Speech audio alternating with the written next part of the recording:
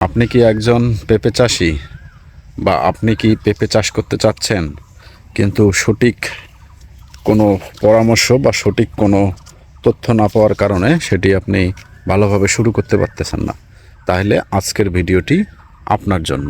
আজকের ভিডিওটি যদি আপনি শুরু থেকে শেষ পর্যন্ত দেখেন, তাহলে অনেক অজানা তথ্য আপনার জ্ঞান ভাণ্ডারকে আরও সমৃদ্ধি লাভ করতে পারে। আসসালামু আলাইকুম। JNA অ্যাগ্রোর পক্ষ থেকে আপনাদের সকলকে জানাচ্ছি আন্তরিক অভিনন্দন এবং শুভেচ্ছা।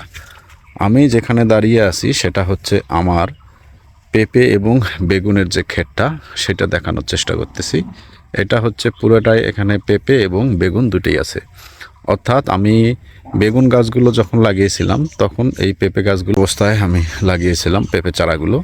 তা পেঁপে চারাগুলো ইতিমধ্যে বড় হয়ে গেছে এবং সেখান থেকে ফল ধরাও শুরু করছে।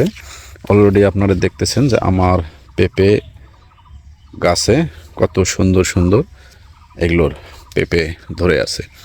তা এইটার জন্য আপনাকে প্রথমে কি করতে হবে, যে পেঁপে আপনি একটা ভালো জাতের পেঁপের চারা এনে আপনার জমিতে রোপণ করে দেবেন, সেখান থেকেই আপনার হলো এত সুন্দর সুন্দর ফল ধরবে সেটা না।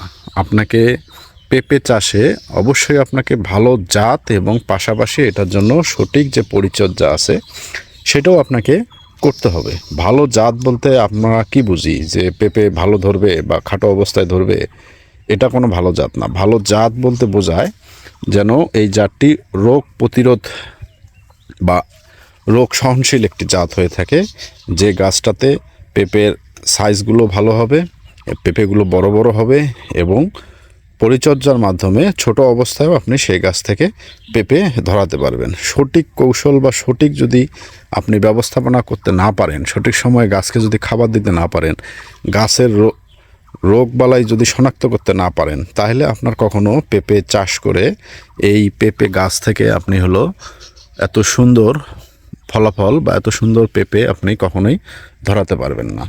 তা সেজন্যই বারবার আমি বলার চেষ্টা করি, ভালো জাতের চেয়ে ভালো পরিচর্যাটা আপনার বেশি জরুরি। কারণ আপনি যদি একটা ভালো জাতের পেঁপে এনে যদি জমিতে শুধু লাগাই দেন, সেখান থেকে আপনার ভালো পেঁপে নাও ধরতে পারে।